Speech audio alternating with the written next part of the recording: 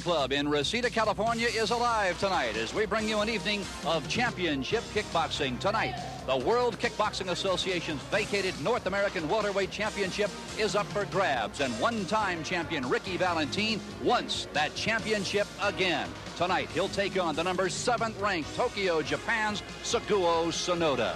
Hi, everybody. I'm Phil Stone, along with former world champion Blinky Rodriguez. And I'll tell you one thing about Ricky Valentine. He has only himself to blame, Blinky, for not wearing that welterweight belt into the ring tonight. That's true.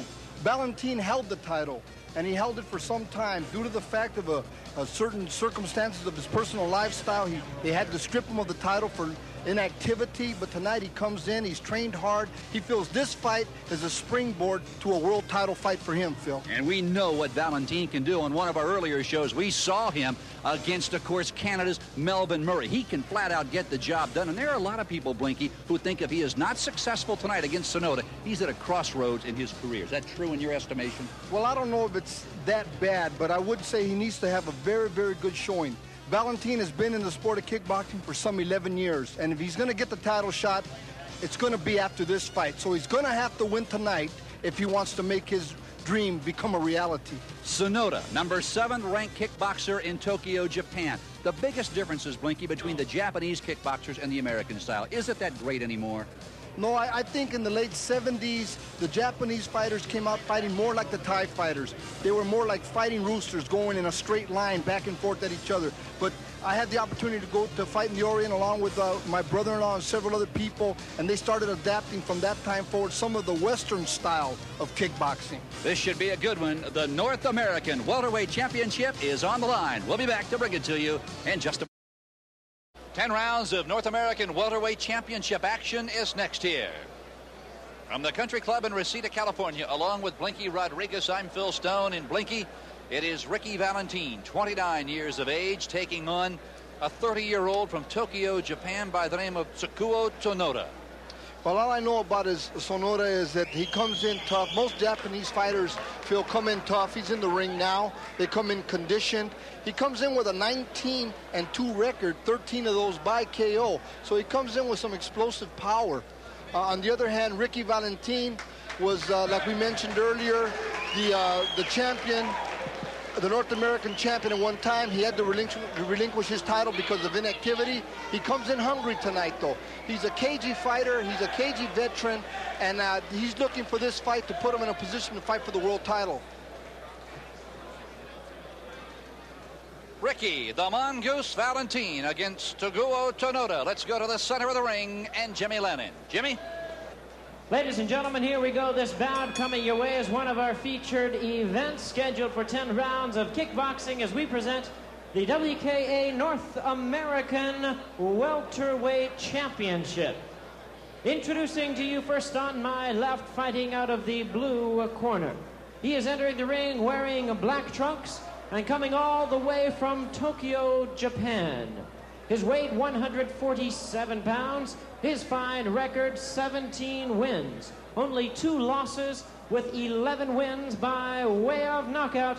Please welcome Tsuguo Tsunoda. And his opponent across the ring. On my right, fighting out of the red corner in this 10-round championship bout, he is wearing black trunks with green trim. He is fighting out of Reseda, California, by way of New York. His weight is the same at 147 pounds, with a fine record of 15 wins, only 1 loss and 2 draws. He has 12 wins by way of knockout. Introducing Ricky, the Mongoose Valentine. Your referee in charge now to give instructions, Dr. Nelson Hamilton. 10 rounds coming your way.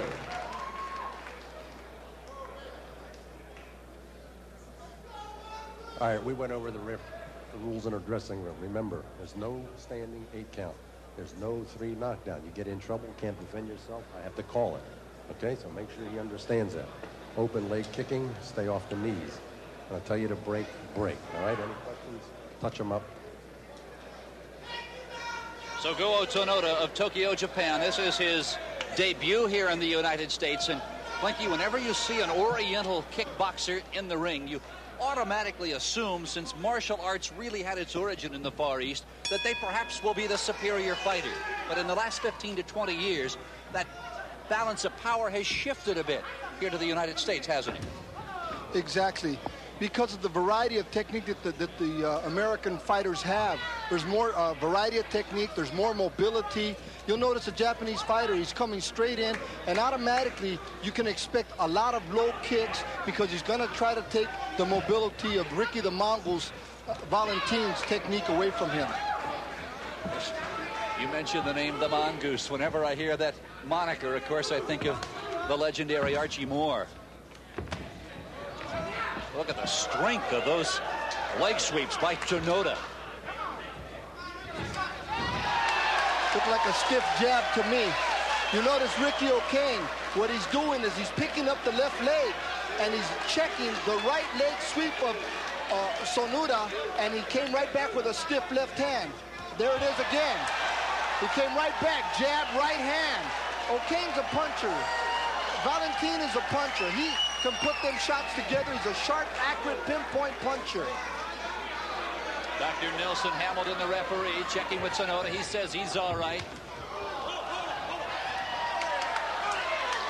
Nelson telling Tsunoda, do not hold. Don't hold the leg.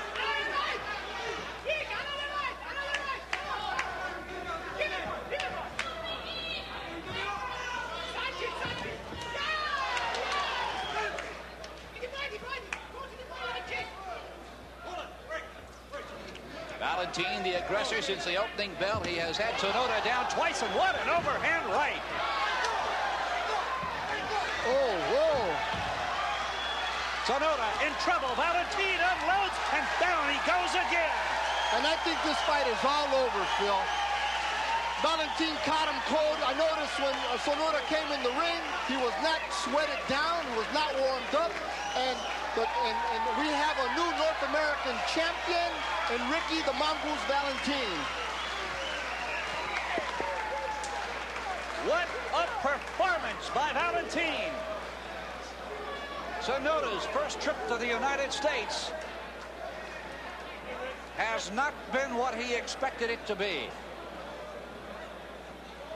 Valentin hardly breaking a sweat here in round one.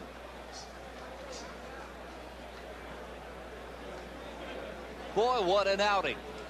Valentin told me earlier this afternoon he felt this was a crossroads of sorts for him. He needed to win this fight. I asked him if it was just like any other fight. He sort of winced, grimaced a bit, and looked up and said, not really. I'm aiming for this one tonight. Ricky the Mongoose Valentin turned professional back in 1983, runs his record to 16-1-2. Early in round one, watch what happened. Valentin retreating up against the ropes, unleashes the strong straight left hand, and Tsunoda went down. He got up before the count of 8. A few minutes later, a left hand followed by a strong overhand right, and Tsunoda went down for the second time.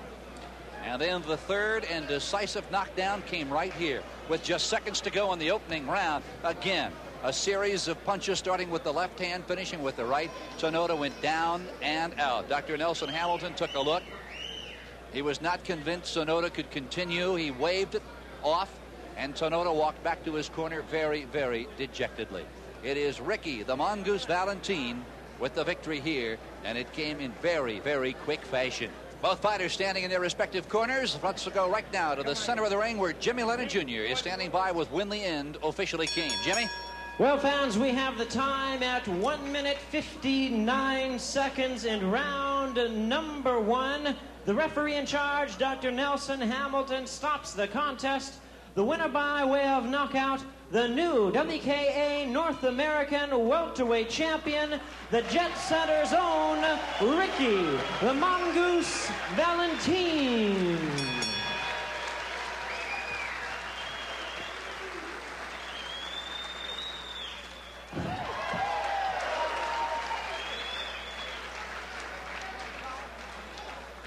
Well, you reclaimed your North American WKA title, Rick.